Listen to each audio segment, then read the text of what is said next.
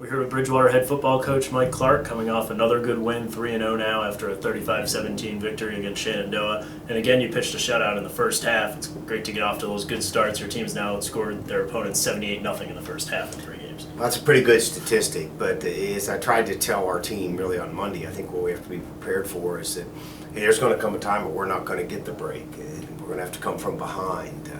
I thought our defense got challenged a little bit last week because somebody studied us and found a way to run the football. And we kind of took a bend but don't break philosophy that ended up holding up when the game was on the line those first 3 quarters.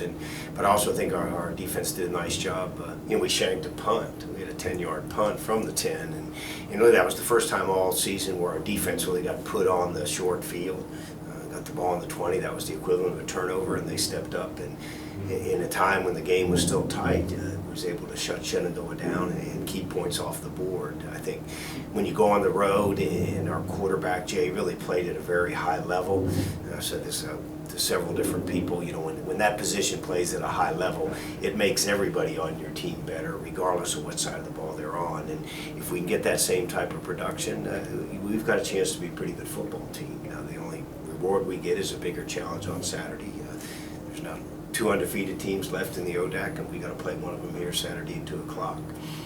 Now, defensively, though, you're getting after the quarterback on 3rd and 4th down, even in the red zone. Offensively, you're not turning the ball over. Those seem to be 2 really important things if you are going to get out to good starts and not put yourself in a hole. No question. And I think we've managed the days well for night games. We'll get our afternoon game, and hey, we're going to be a challenge. I'm sure the Southern Virginia people are telling their players we've played in the heat of the day. They've had those 1 o'clock games. We haven't.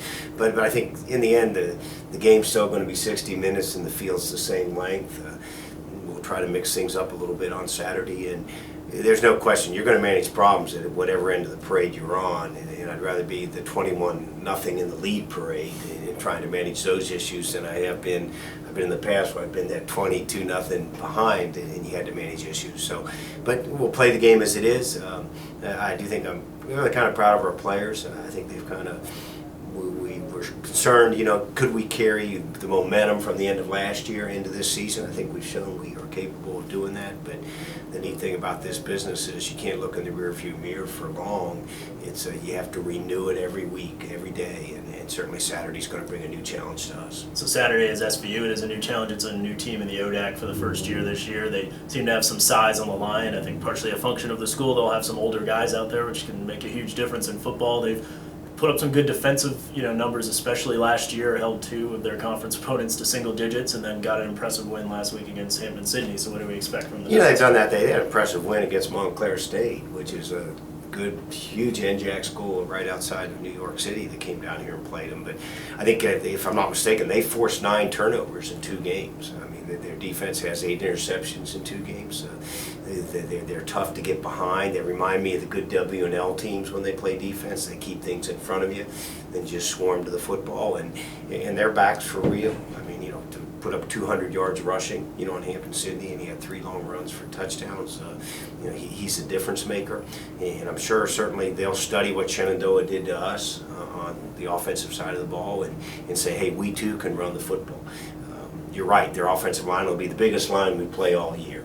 We're going to have to move our feet, and we're going to have to, I'm not going to outsize them, but I'm going to have to, our defense is going to have to swarm to the football, and boy, if we're the faster team, it better show on Saturday. Now they're a new team in the conference, so a new opponent for a lot of schools. You have played them the last couple of years in a scrimmage. Does that, now surely they get just as much of an advantage as you do, but has that helped your players that have a different dynamic that you have been on the field with these players? The interesting is, we went back and watched last year's preseason game when we played them. It's a completely different team. At that time they were transitioning offensively. They were always a Navy option type team, so it was their first game where they kind of went to a spread, zone read option, RPO type game. So they were in transition. When you really watched it, with the exception of the tailback playing, they're a very different team. The team we saw against Hampton-Sydney, the team we saw against Montclair State this year on film is a team that is comfortable in their own skin. They're senior laden. I mean, they have a lot of seniors and upperclassmen on both sides of the ball playing for them. And as you mentioned, being a Latter-day Saint school, they'll get a lot of those kids that have put their mission work for 2 years in, and so we're going to have to beat some men on Saturday this weekend. And heck, they have not lost a game in the history in their history in the ODAC, being 1-0. So maybe that is an extra incentive for them, and it certainly will be an extra challenge for us.